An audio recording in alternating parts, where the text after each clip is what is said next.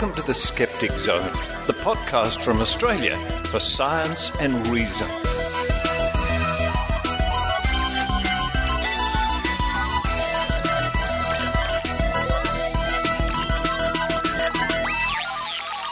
Hello and welcome to the Skeptic Zone, episode number 353 for the 26th of July 2015. Richard Saunders here with you from California. Good old California. Yes, I'm on my way home, a few days in California after the amazing meeting to calm down, cool my heels, regather my thoughts, relax, that sort of thing. And before I tell you about this week's show, special news for those in Sydney. On Thursday the 6th of August, coming up pretty soon, Skeptic Zone Live. Yes, the Skeptic Zone Live at Sydney Skeptics in the Pub.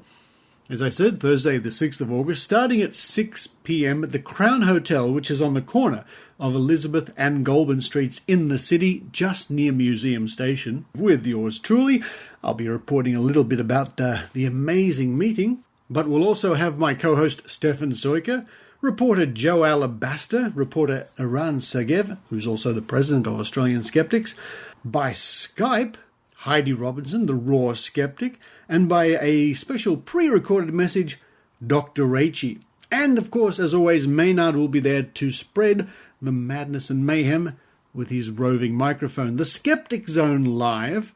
Can't wait for that. Come along and meet, most of the gang. That's Sydney Skeptics in the Pub. For more information, go to www.meetup.com/AUST Skeptics, and I hope to see you there. But coming up on this week's show, more interviews from the amazing meeting. I catch up with Sharon Hill. Sharon Hill, the woman behind Doubtful News. What an interesting website that is. And after that, we chat to Professor Bruce M. Hood, who is at the amazing meeting all the way from the UK with a very interesting new science-related project, getting speakers together, scientific type and other academic speakers. Find out more about that soon. Then we have a week in science from the Royal Institution of Australia. What a fine outfit they are, www.riaus.org.au. And to round off this week's Skeptic Zone, we catch up with an old friend, Ben Radford, the psychic, paranormal, Bigfoot, you name it, investigator. And we are buzzed by just about every helicopter in Las Vegas. Oh my goodness me. Don't worry, you'll find out what that's all about soon. A big thank you to all the Skeptic Zone fans who came up to see me at the amazing meeting. Wow, it was so good to meet you. I even met some people from Finland. That was pretty exciting. Skeptic Zone fans from Finland.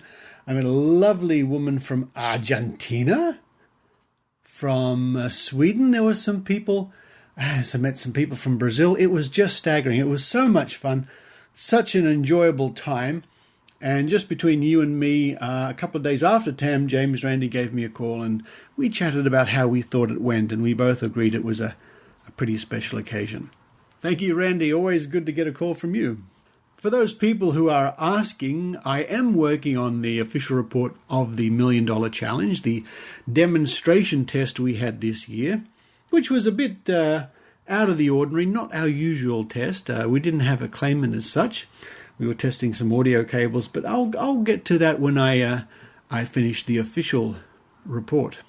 But now it's time for me to run downstairs, jump into the car, drive to Newport Beach, go to the crab cooker.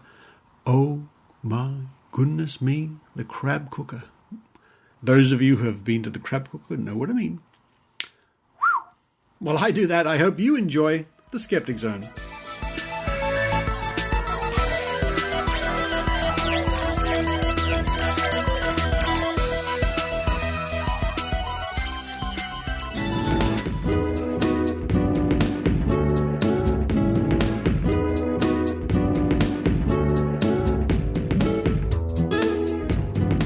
And here I am in the green room, which is sort of a light cream room. It's not. I don't know why they call green rooms green when they're not green. It's the speaker's room.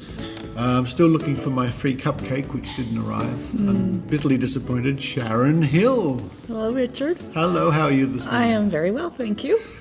Enjoying Tam? My face hurts from smiling. I'm so happy. Yes, I am. Now, last night, as we record this, it's the Sunday morning of Tam, and last night was the huge Randy tribute. My goodness me. It was emotional.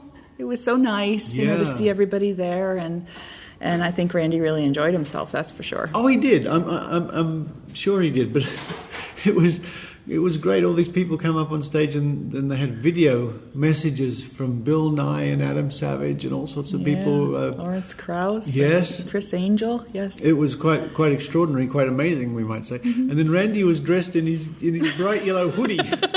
He was wearing his own merchandise. It's very cute. When I saw him earlier in the night, when I walked into the room and he had his back to me, I thought, who's this guy? Well, there's a little chilly in these rooms here, so you have to wear your own sweatshirt. It can be. It can be. Now, Sharon, tell me about your current activities and projects. We just got finished organizing TAM, so this is a big event for us, and sort of the team of us that worked on this conference, we're very pleased with how it turned out. So now I think we're going to take a couple days just to chill out and relax and think about all the things we heard and all the good feedback we got and ideas and figure out what to do from here. And then I'll just go back home and I'll continue with Doubtful News. That's my main project. And I think I even got a couple good ideas about how to improve the site. So for those people who don't know, and heavens they should, if they listen to the Skeptic, know about Doubtful News. How did it get started, and what's the whole idea? Wow, I think I'm on my 5th year, and I got the idea after I came back from one TAM and thought of what I could do as a blog. So I started it out as a blog, just looking at news stories that were coming out and maybe didn't have quite a skeptical viewpoint to them. And maybe there were some questions that I found in those stories that we should be asking. Are they true? What does this mean? Or there's information that's missing?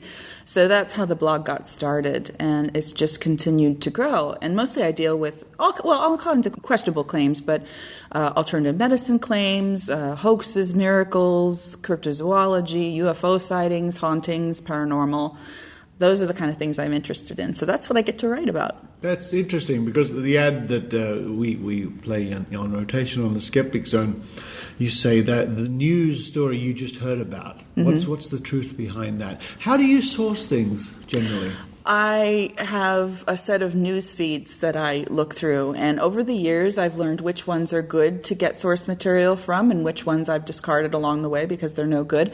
And of course people send me stories, which I love. They'll send me links on Twitter or via email or Facebook, and I have a Facebook group that helps me with stories as well. And sometimes I'll even feed out a story link to my group, which is called Group of Fort on Facebook, and I throw that out to the crowd and say, what do you think about this story? Is there extra information somewhere out there that I could source into the story and answer some interesting questions about it?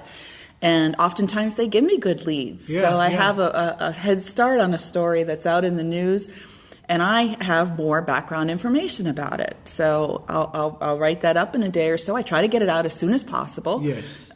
Sometimes it takes about 3 days for the major media outlets to pick up on a weird story.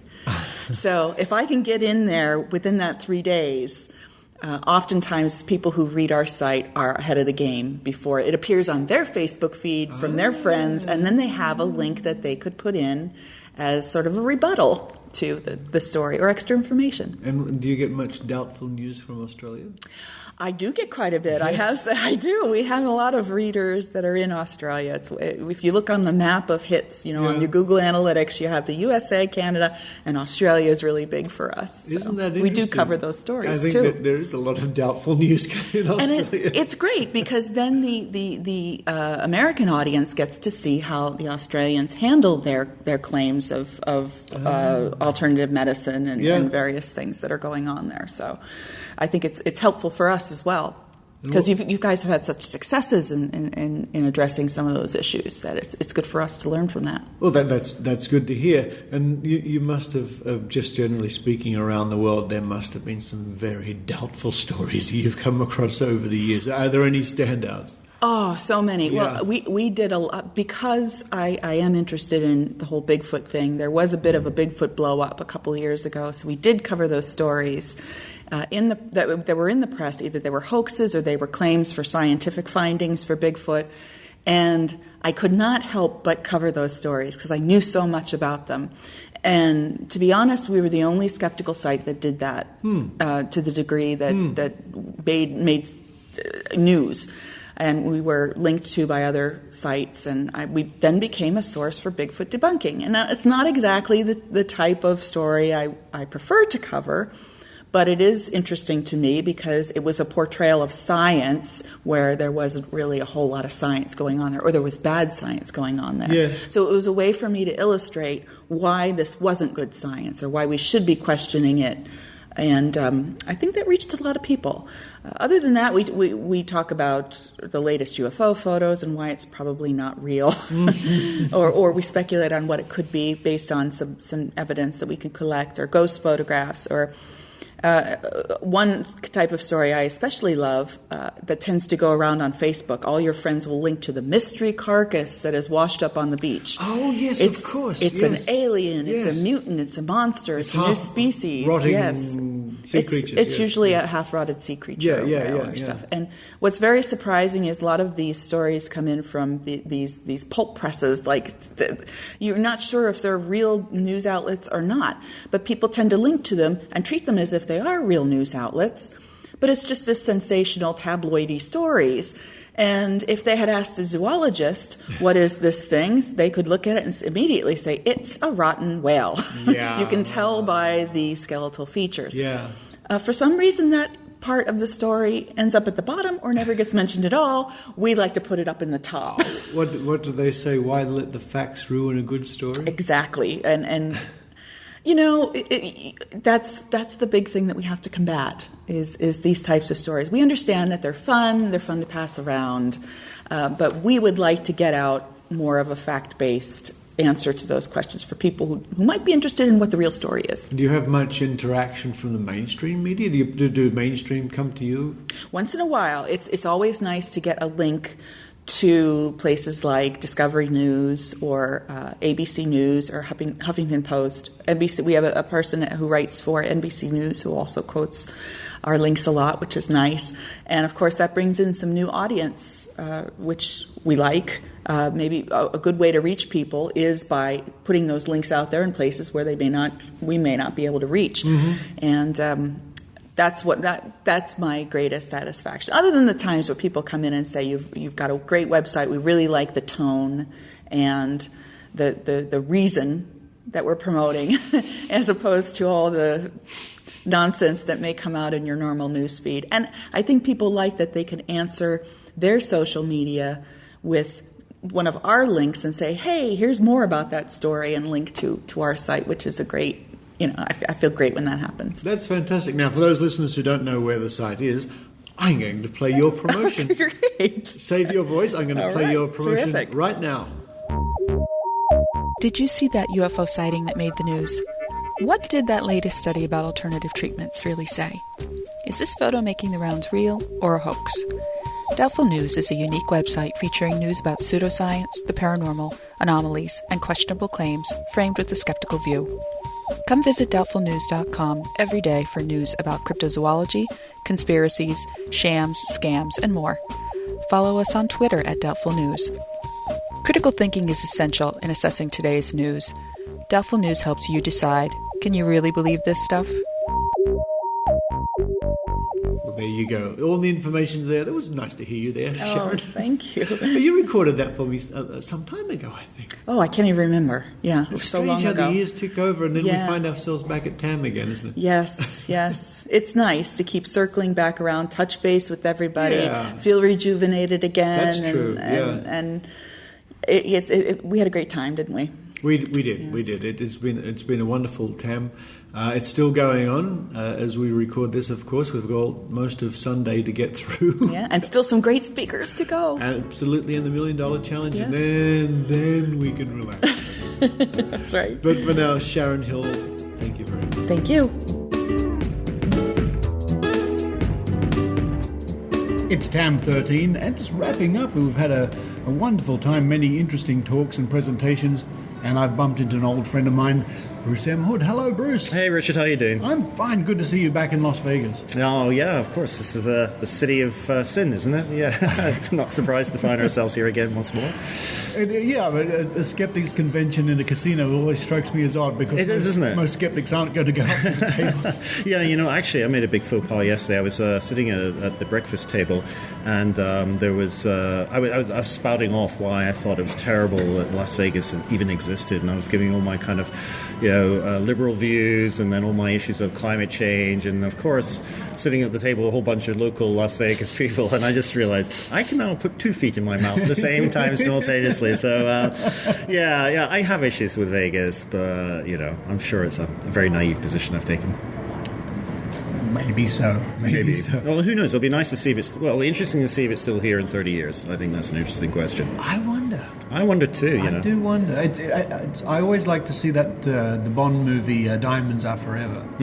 Sean Connery driving up and down the Las Vegas Strip in 1971. Right. It's fascinating to see that little time snap. Well, apparently there are now 2 million people here. So, seriously? I just couldn't believe it. Wow. But, all the data suggests that this is a city with a, limited time span. But, if you throw enough money at a problem, who knows? So there's enough money thrown around this joint, Good Lord, yeah. You've seen the bar bills?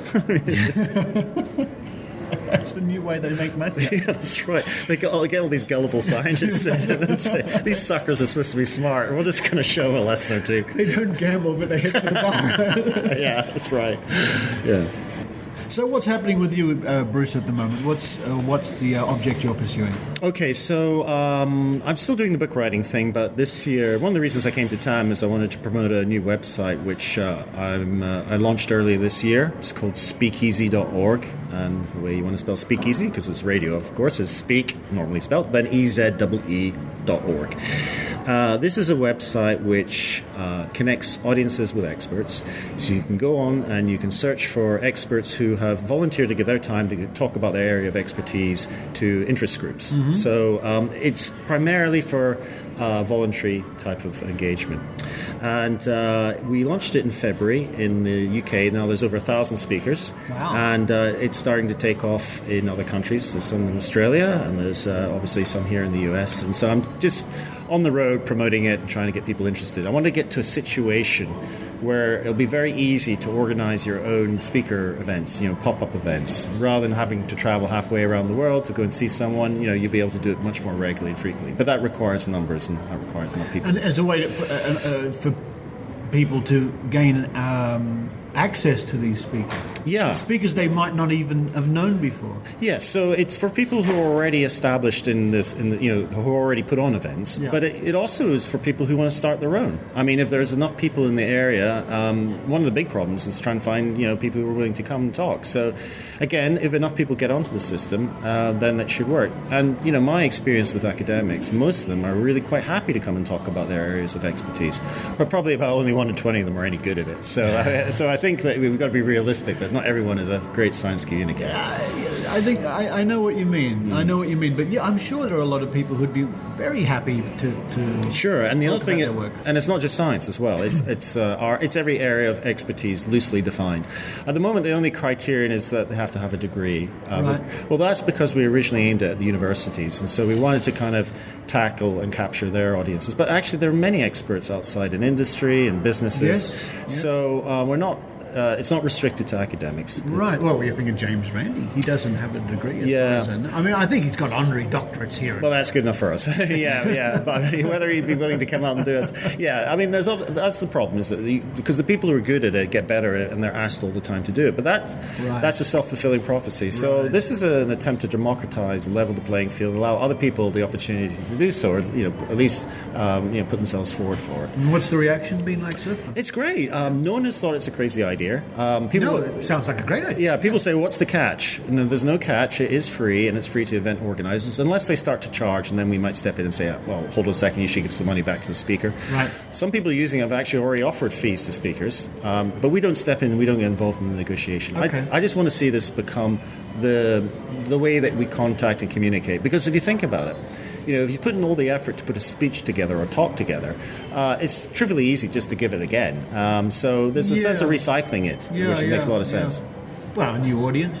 New audiences, critical thinking. I give the same talk every year for 20 nights. Yeah. So it's on paper it should work, but I must admit I underestimated the amount of effort it takes to get it going, because I'm using social networking to try and launch it. We don't have any budget or backers at the moment. Okay. Well, actually, that's not true. Bristol University are supporting it. And hopefully I'll look at it again in 1 year's time, and we'll see what's going to happen, how big we've grown at that point. How can our listeners help? Oh, sure. Well, if there's anyone there who is an expert and has a talk that they might want to give, just register on the site. And then once that reaches a critical mass, then we'll contact event organizers. So, for example, if I search in Perth or Sydney or wherever, I can see, well, there might be 20, 30 people on it. Then I can contact either a group and say, have you found out about this? Do you want to use this? So that's the model. We build critical mass, and then we target the event organizers to link them up, because it's a chicken and egg problem. You've got to have the speakers there in order for them to have the invitations. It's certainly a global thing. Yeah, absolutely. Yeah. It's working in England, as I say. It's working in the Southwest, where I'm based. So, as I said, we've had over 1,000 speakers, and 350 invitations have gone out in 4 months. That's not bad. That's not bad, is it? Yeah. No, I think it's going to work. It's nice. Yeah. Nice so, work. It should do. All right, well, Bruce, again, great to see you back here in Las Vegas. I think we should run upstairs now to the casinos and try our luck. At the bar or the blackjack table, I don't know which. Yeah, well, all right, I'll take your lead on that one.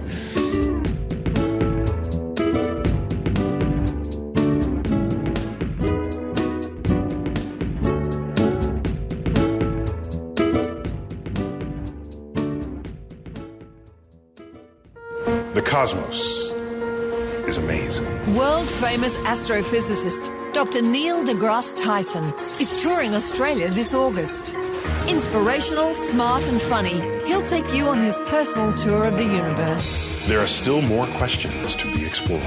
Melbourne, Brisbane, Sydney and Canberra. Mark the date in your cosmic calendar for this once-in-a-lifetime experience. Tickets on sale now at thinkinc.org.au. Welcome to A Week in Science from RiAus, bringing you the science you need to know. A clone covered in wax and with a toxic centre. Believe it or not, we're talking about apples. So let's take a look at the secret science of this forbidden fruit.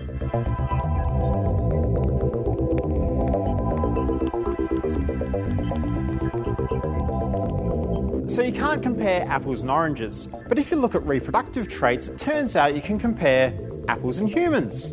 Say you had a really yummy apple, and so you thought, I'm going to plant these seeds, and then I can enjoy these delicious apples forever. Well, sorry to be the ones to tell you, you're out of luck. Apples, like humans, are heterozygous. This just means the offspring will be different to their parents. But apples are extreme heterozygotes.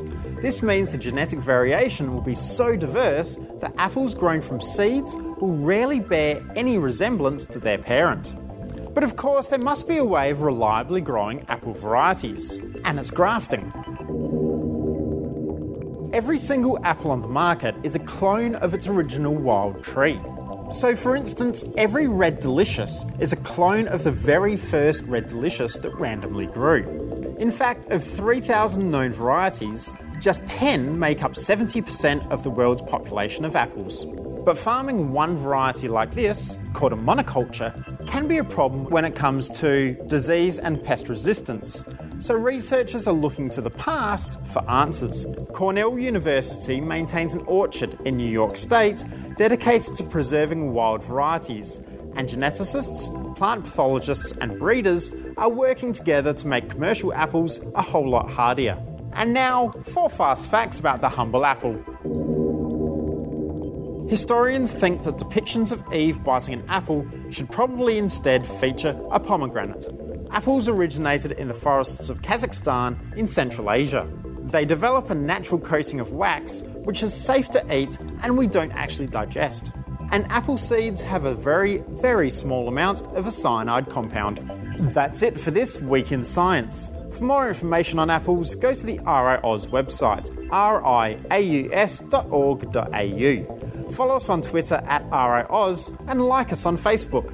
I'm Ben Lewis, and we'll catch you next week.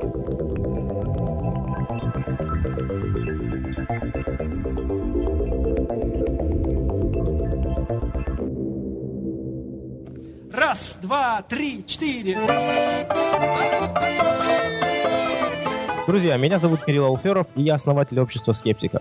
Мы зовем вас на наши встречи, которые проходят каждые 2 недели в Москве, и также приглашаем послушать наш подкаст, который выходит каждую неделю. Подкаст называется «Скептик», а сайт, на котором вы можете узнать о нашей деятельности, это www.skepticsociety.ru. Hey everybody, my name is Kirill, and I'm the founder of Skeptic Society Russia.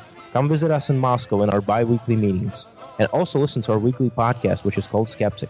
And the site where you can find all of that is skepticsociety.ru.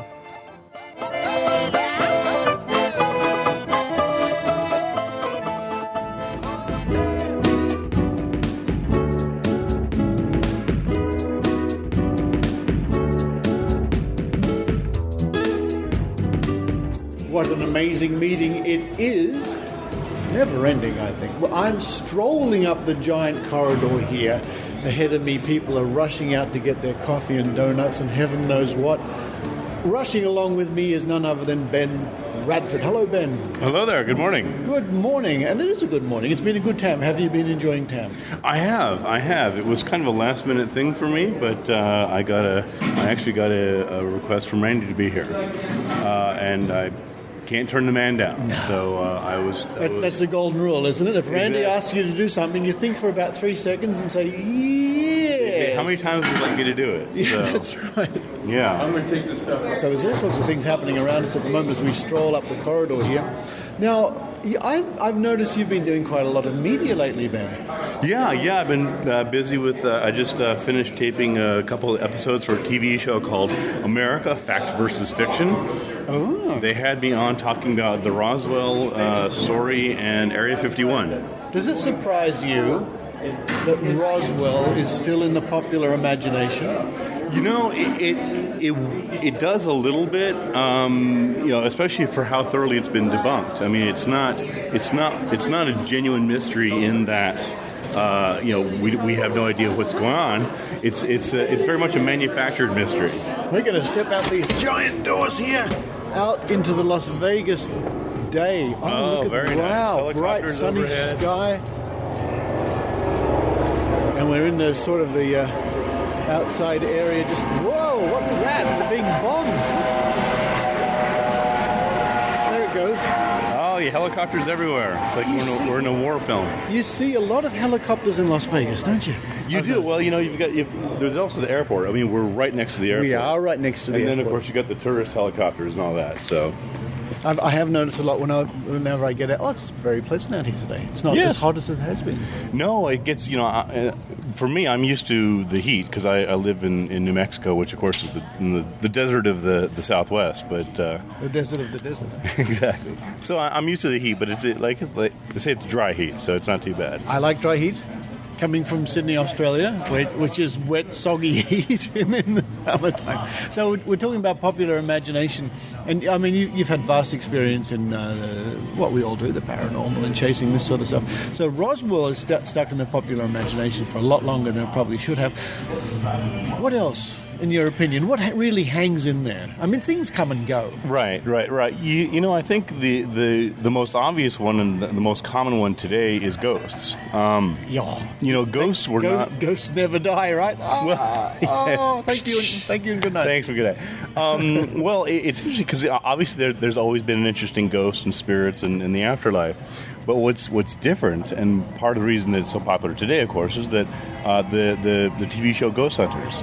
It's essentially democratized the notion of ghost hunting. Whereas, in the 1800s, the Victorian women would hold seances, and they'd have, tea and crumpets and contacting the dead for an afternoon. And then you had spiritualism. Of course, we're about to be strafed. There it is again. And so you'd have spiritualism in the 1800s, 1900s, and so on.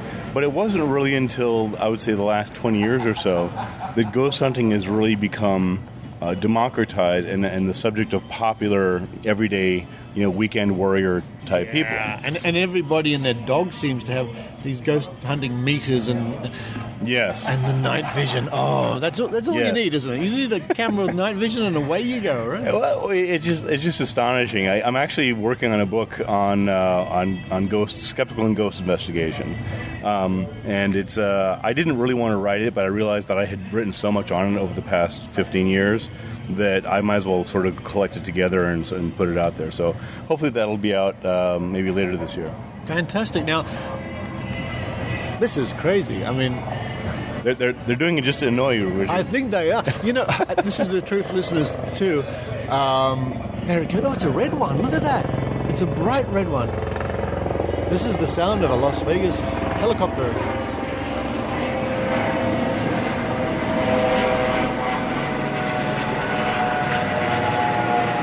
Very modern-looking one. Yes. Often when I go to start to record bits for the Skeptic Zone when I'm at home, I'll press the record button. I say hello and welcome to, and suddenly,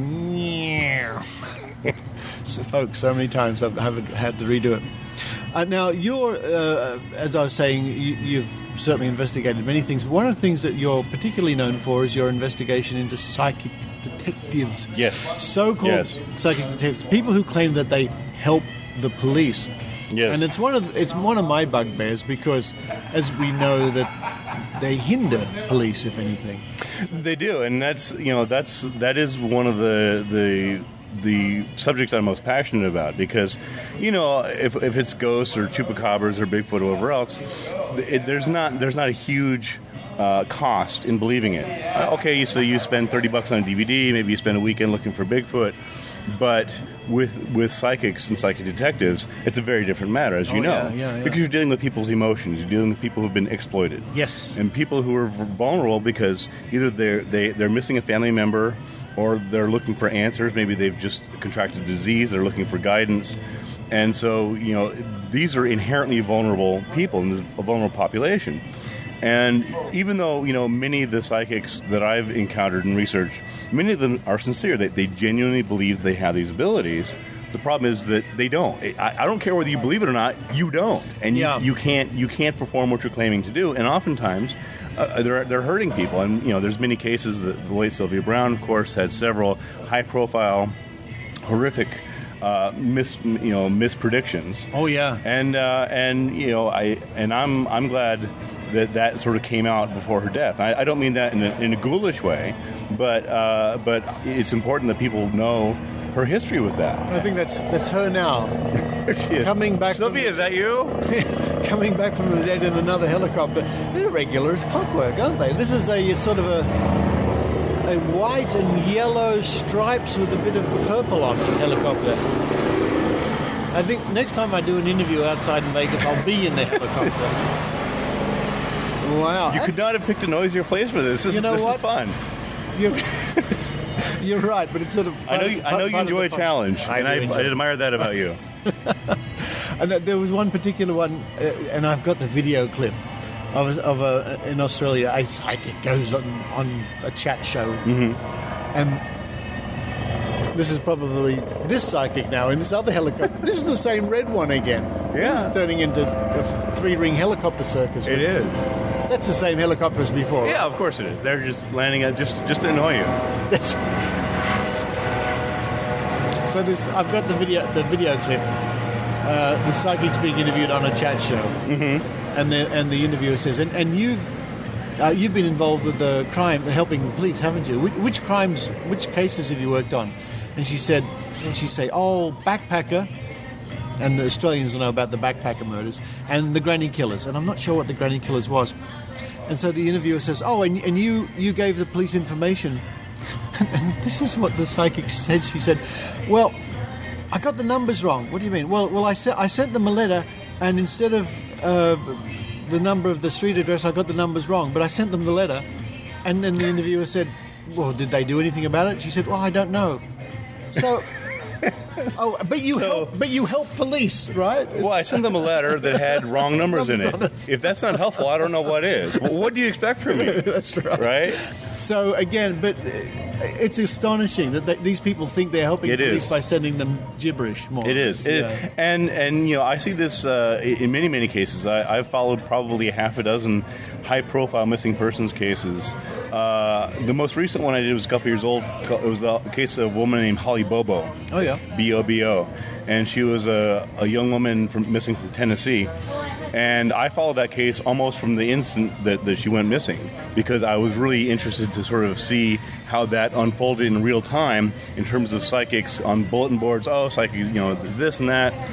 And, within days, you had psychics posting things on psychic forums online talking about, her killer is, he's muscular guy. He's got a couple tattoos, this and that, and then a couple minutes later, another psychic would say, "Well, the impression I'm getting is, he's a methodical person, this and that."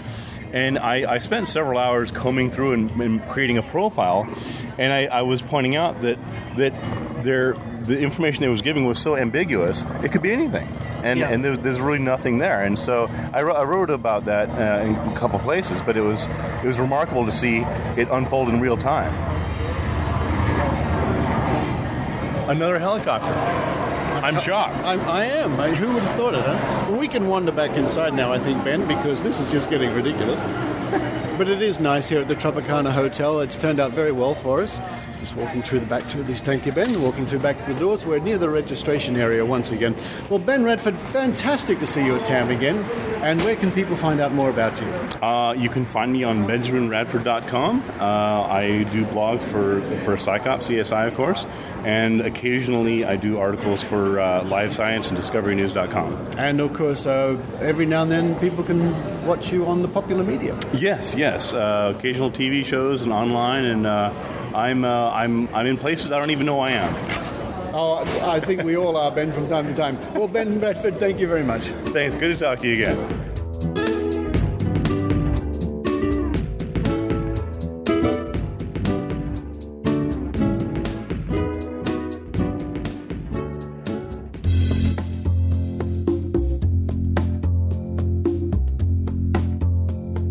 Hej svenska skeptiker! Du vet väl att vetenskap och folkbildning inte bara är trogna anhängare av The Skeptic Zone utan också arrangerar föredrag, pop-science-quiz och skeptikerträffar runt om i Sverige. Gå in på www.vof.se för att spana in vad våra 7 olika lokalföreningar runt om i landet har på gång. Och om du bor i en stad där det inte finns någon lokalförening, varför inte starta en själv? Jag pratar med dig, Umeå. Hello all skeptics in Sweden! I'm sure you already know that the Swedish Skeptics Association not only is a big fan of the Skeptic Zone, but that we also organize lectures, pop science quiz and skeptics in the pub all over the country. Go to www.vof.se to see what our 7 local chapters are up to. And if you live in a place where there is no local chapter, why not start one yourself? I'm talking to you, Umeå.